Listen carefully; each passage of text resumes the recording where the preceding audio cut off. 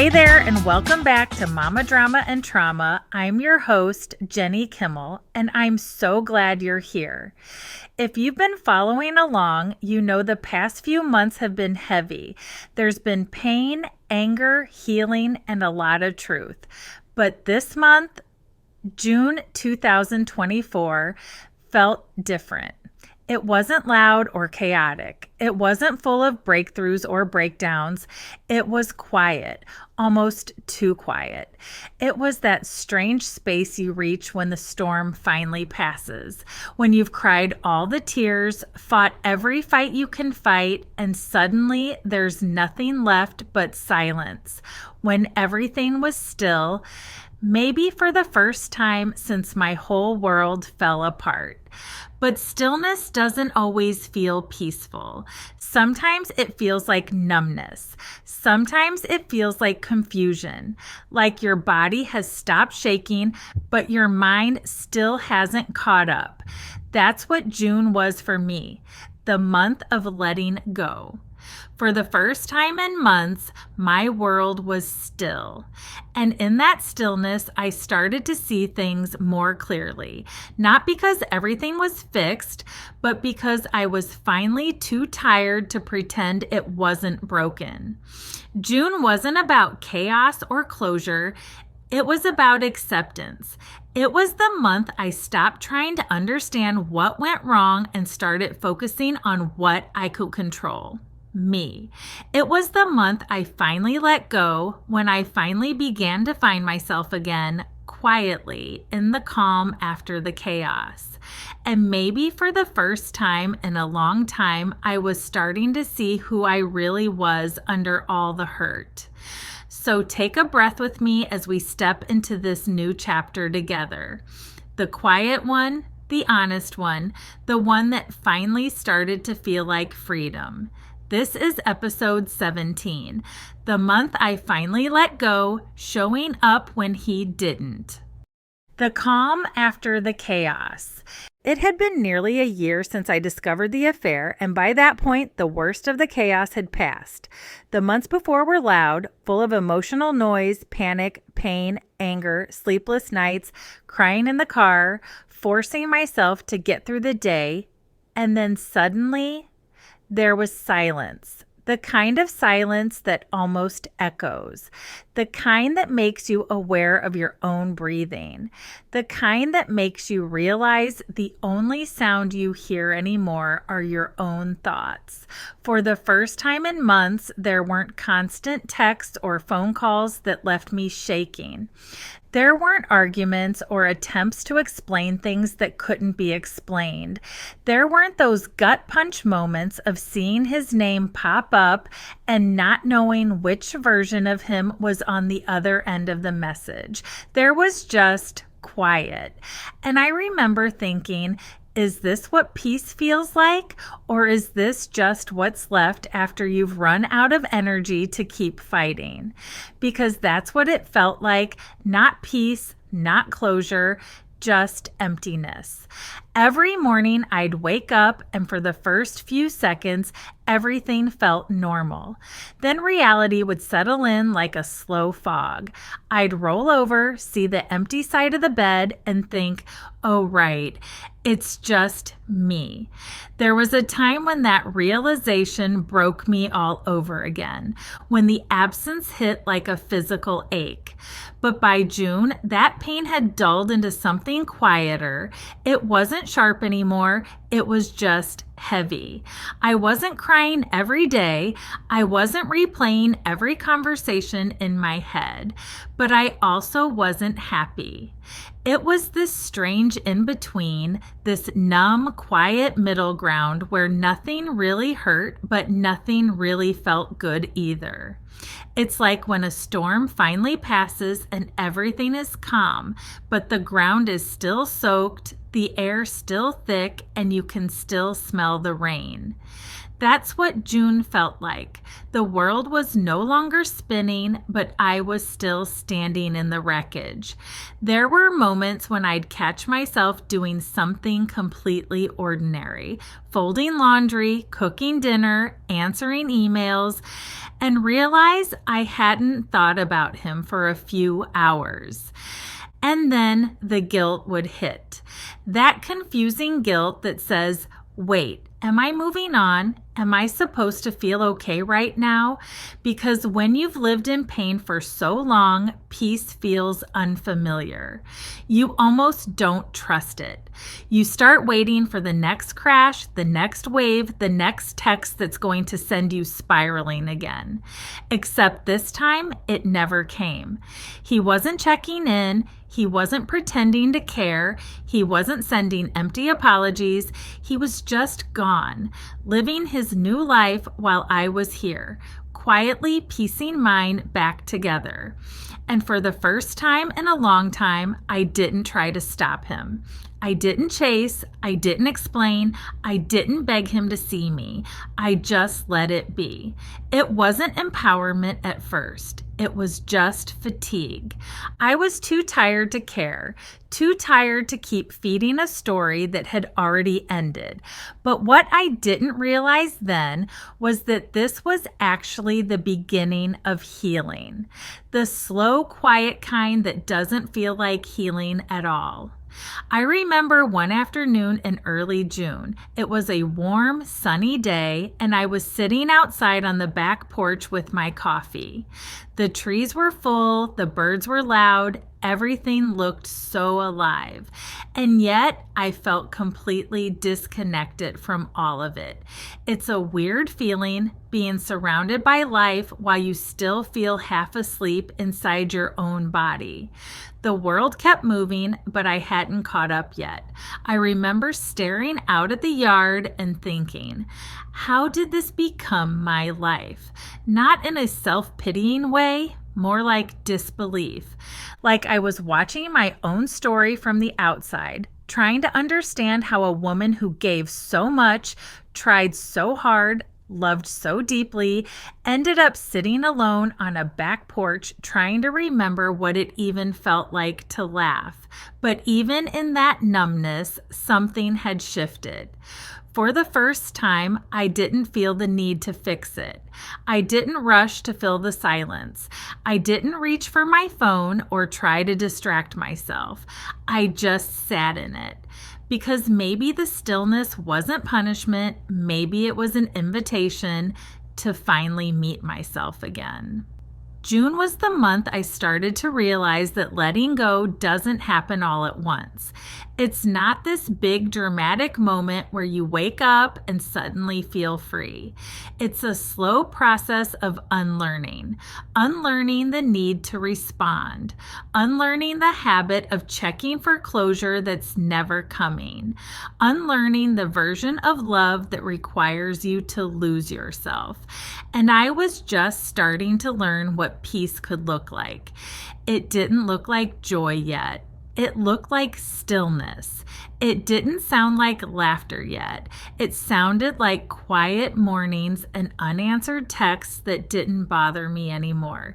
It didn't feel like confidence yet. It felt like calm, and that calm was unfamiliar, but it was real. For the first time, there was space to breathe, space to think, space to stop trying to prove anything to anyone. Sometimes people assume healing feels good, but the truth is, it doesn't. At least not at first. It feels like standing in the aftermath, picking up pieces of yourself and not knowing where they belong anymore. It feels like relearning how to exist without chaos. It feels like starting over in silence when all you've ever known is noise. That's what June was, the month of quiet. Not peace yet, but the beginning of it.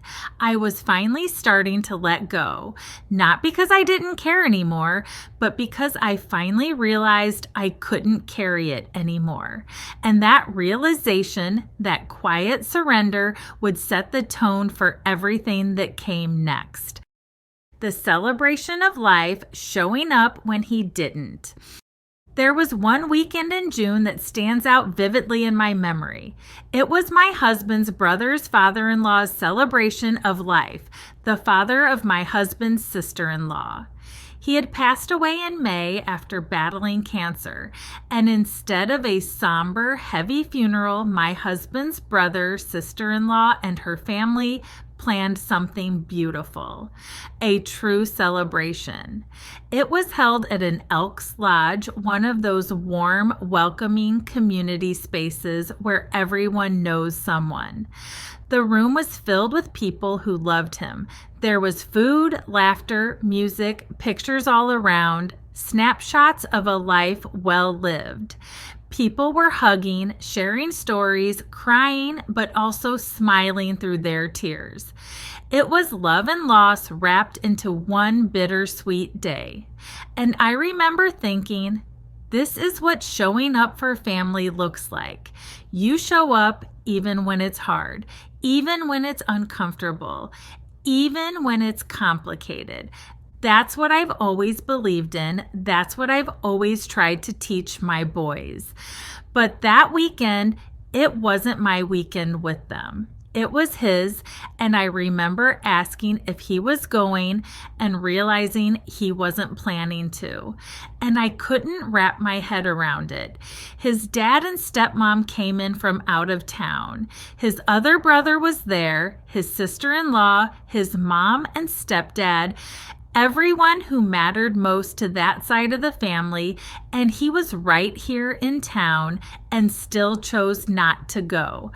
I still don't know exactly why. Maybe he didn't want to see me there.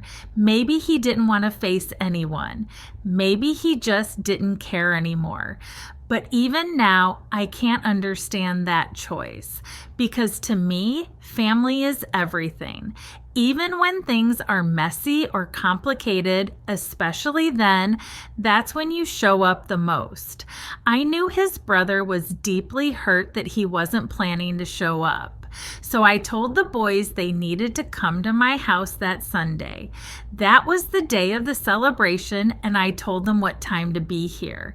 I told them, this is what we do. This is who we are. We show up for the people we love. They were surprised that he wasn't going, but I don't think they were shocked anymore. By this point, they had already started to see the changes in him. They had already felt that distance. They knew deep down that something was different, even if they didn't have the words for it. When that day came, my mom went with us. Of course she did. She knew my sister-in-law, their family, and she even knew her dad. And honestly, it meant a lot to have her there because that's where I come from. That's what my parents taught me. You show up, you love people, you do what's right, even when others don't. So my mom, the boys, and I all went together. And I remember walking in this warm room filled with laughter, comfort, and so much love. People smiled and hugged me and my boys tight and said, "I'm so glad you came." And you could feel that sense of belonging, that this is where we were meant to be. Nobody mentioned him. Not one person said his name. They didn't need to. Everyone already knew he wasn't there. He had sent flowers to their house, but that was it. And even though nobody said a word about it, you could feel the absence. You could feel it in the quiet between conversations, that small, sad disbelief that he had chosen not to come. I remember glancing around the room, seeing his brother laugh through tears, watching our sister-in-law greet everyone with that tired, heartbroken smile. And I remember thinking, how can he not be here for them? Because if it had been my dad, his brother would have been there. No hesitation. That's what you do. You show up, and I could tell it hurt his brother. It was disappointment, Not anger, but that deep, heavy sadness that sits behind your eyes. It's that kind of hurt that doesn't need words because it's just understood. And standing there, surrounded by people who had always been our family, I realized something about him. Something that had been slowly sinking in for months, but finally settled in that day. He wasn't the same person anymore. Or maybe he was, and I just didn't want to see it. Maybe the person I thought he was, the man I built my life around, had only existed because of me. Because not long after all of this happened, someone had said something that stuck with me. They told me, "You were his moral compass." And I didn't really understand it at the time, but that day at the Elks Lodge, it clicked. Maybe they were right. Maybe I had been his compass all along. Maybe I had been the one quietly steering our family toward what was right, toward kindness, toward loyalty, toward family. And when I was gone, he just stopped following that direction. Because without me there guiding him, maybe he just became whoever he was deep down. And that's a hard thing to accept because I think deep down, I always believed he was good. I believed that what we had was built on shared values, on love, on family. But standing there that day, surrounded by everyone he left behind, I realized maybe he only reflected what I brought out in him. And when that reflection disappeared, so did the version of him I thought I knew. That day was painful, not because of what happened, but because of what didn't happen, because he wasn't there. It said everything.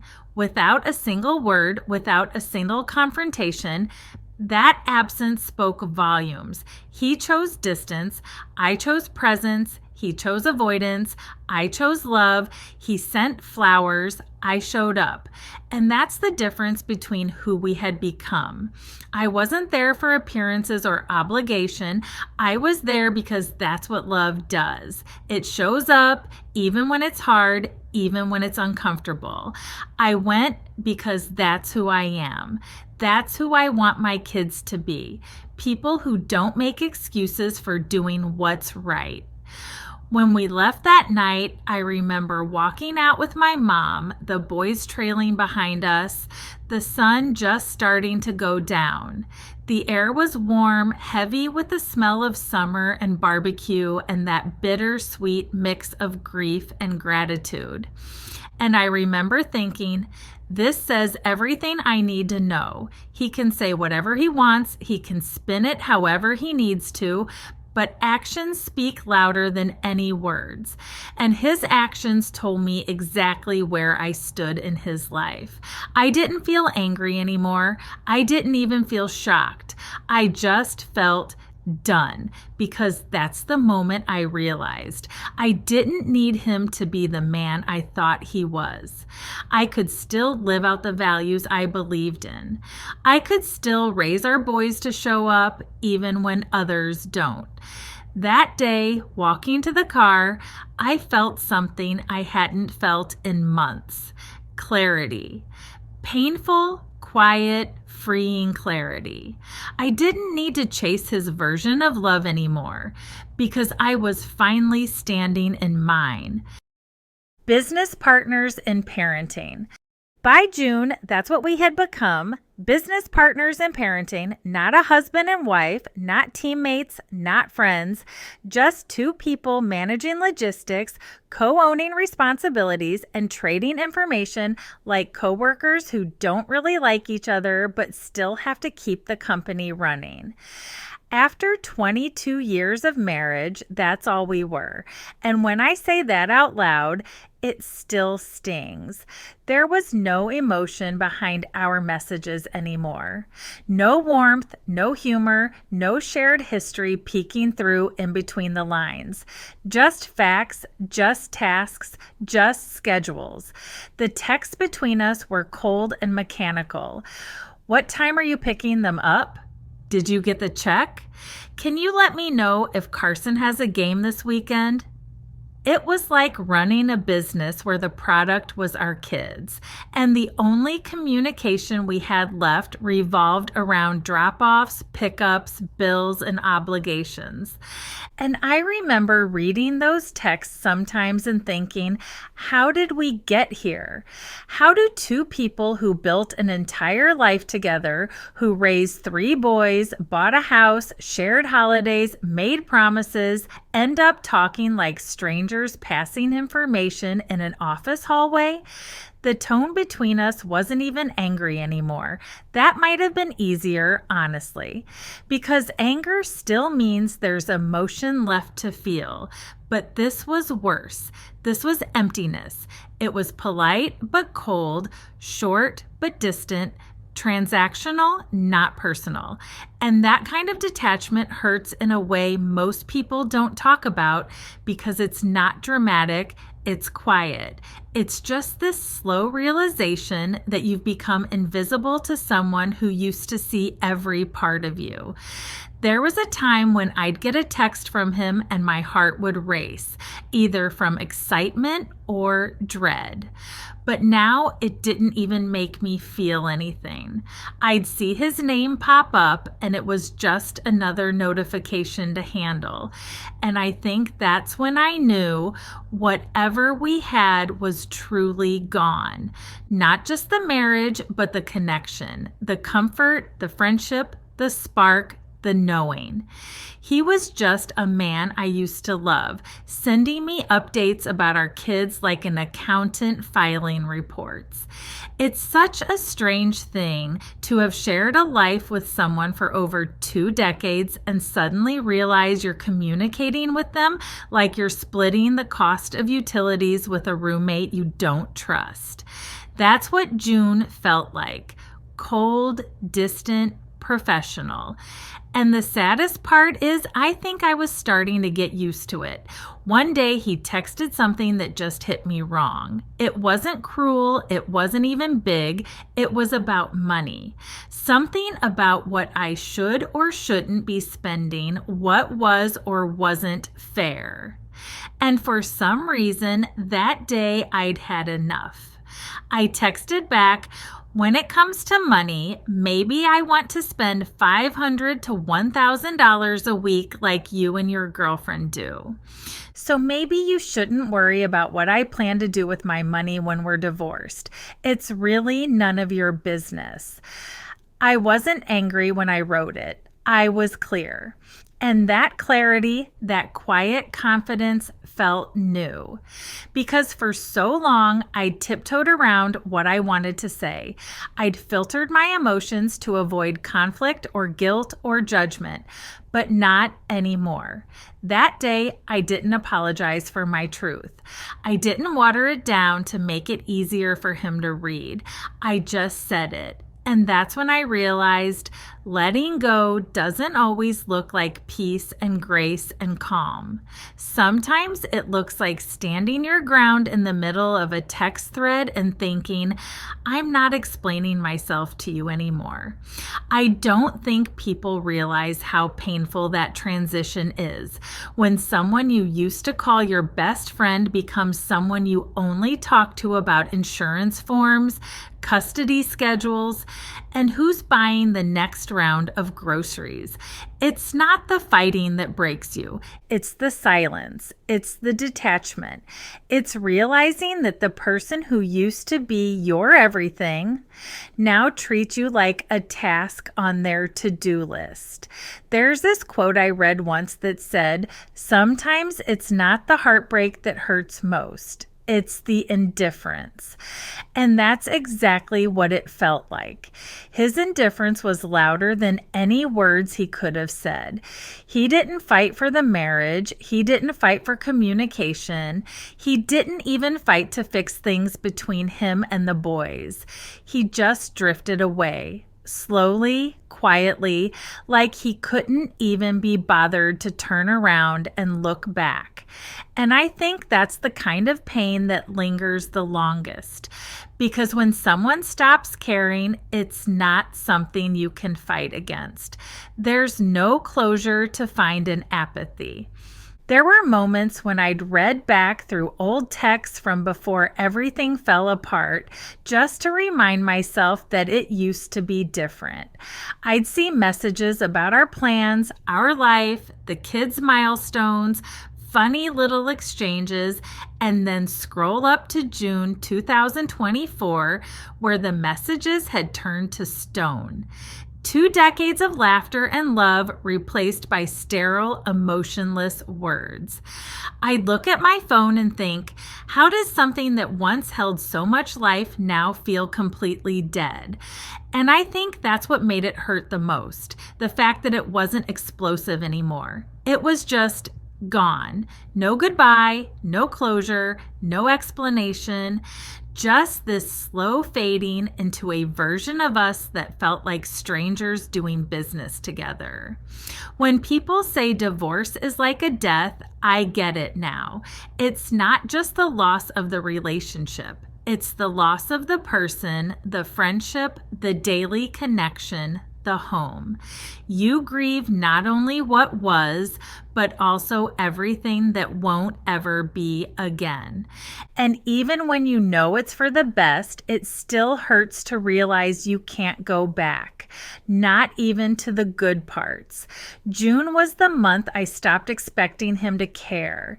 It was the month I stopped hoping that maybe he'd text something kind or thoughtful or familiar, because by then I knew that version of him didn't exist anymore.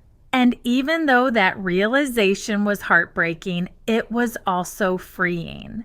Because once I stopped waiting for emotional breadcrumbs from someone who'd already left the table, I started finding my own peace. It wasn't loud, it wasn't glamorous, it was quiet, steady, and real.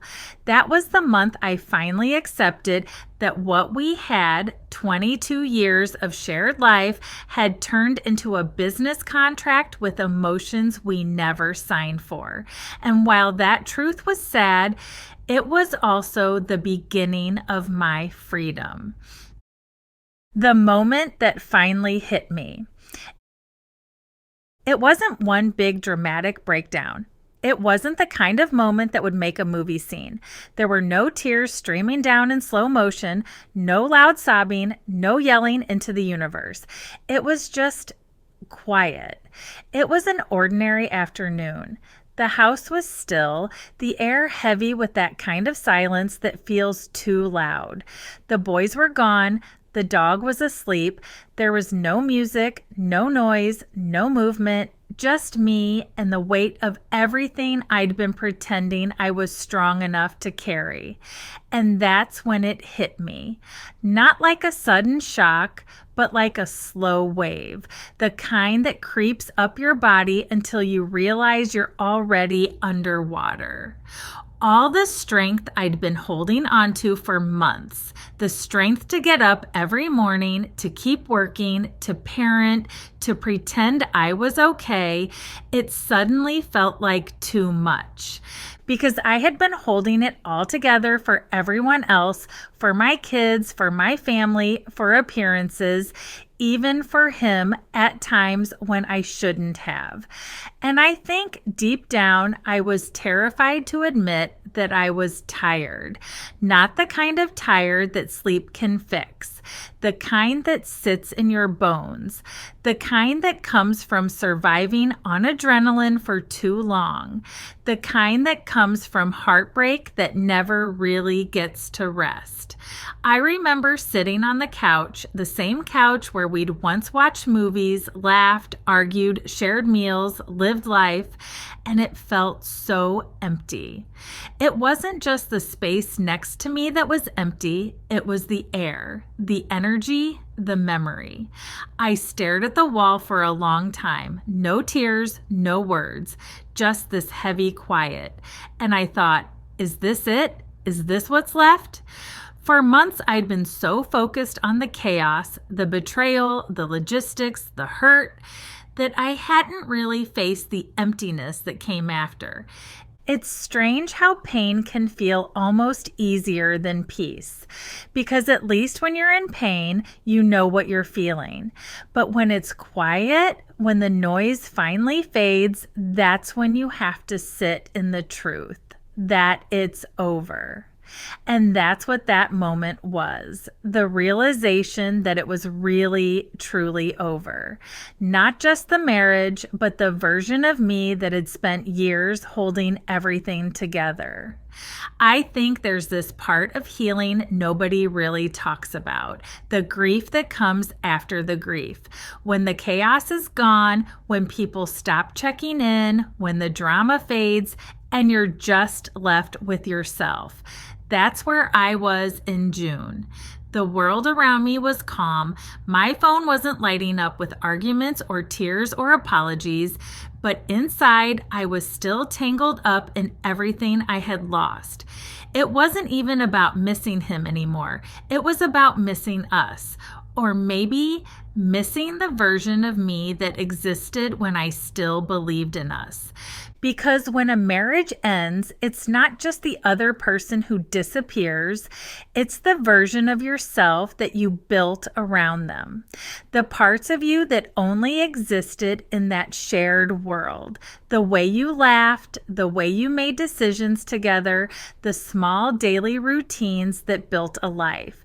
And I remember thinking, who am I without all of that? Not in a desperate, lost way. More in a quiet, honest one. Because for the first time, there was space for that question to exist. I sat there on that couch and let myself feel everything I'd been avoiding. The loneliness, the anger, the confusion, the sadness, the exhaustion, the grief for the life that used to be mine. It wasn't pretty, it wasn't cinematic, it was just real. And in that silence, I realized something that I hadn't said out loud yet. I didn't want him back, not even a little bit. But I did miss the version of love I thought we had. I missed the illusion, the comfort, the routine, the family we built before everything fell apart. That's one of the hardest truths to accept after a betrayal.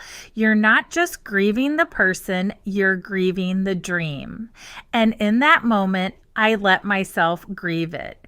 I didn't fight the feelings. I didn't distract myself. I didn't try to talk myself out of it. I just let it come. And it was strange because it didn't destroy me. It didn't crush me like I thought it would. It just passed through me like a wave that had been waiting too long to be released. That was the first time I truly felt a flicker of peace. Not the bright, joyful kind. Not the kind that fills you with hope. The quiet kind, the kind that comes when you finally stop fighting what's already gone. Peace doesn't always arrive with a smile. Sometimes it shows up in tears you don't cry. Sometimes it's just the absence of chaos. And that's what that day was for me. Not closure, but acceptance. I didn't need answers anymore. I didn't need apologies. I didn't even need understanding. Because for the first time in a very long time, I wasn't trying to fix it. I wasn't trying to hold it together. I wasn't trying to make it make sense. I was just letting it be what it was. And in that moment, that still, quiet, ordinary moment, I realized that maybe this was what healing actually looks like. Not a perfect, shiny version of peace, but the calm that comes after surrender. That day, I didn't feel strong. I didn't feel brave, but I did feel free because I finally understood that letting go isn't always loud. Sometimes it's silent. It's not a moment of triumph. It's a moment of truth. And for me, that truth was simple. I was done holding on to something that had already let go of me. The quiet becoming. By the end of June, something in me had shifted. It wasn't dramatic, it wasn't obvious to anyone else, but I could feel it deep in my chest, in the way I breathed, in the way I carried myself through the day. The heaviness was still there, but it wasn't crushing me anymore. It was like the pain had finally learned to live beside me instead of inside me. I wasn't in survival mode anymore. I wasn't crying every night or waking up with that familiar knot in my stomach. I wasn't checking my phone for his name or wondering what he was doing. That need for connection, that ache for answers, it was gone.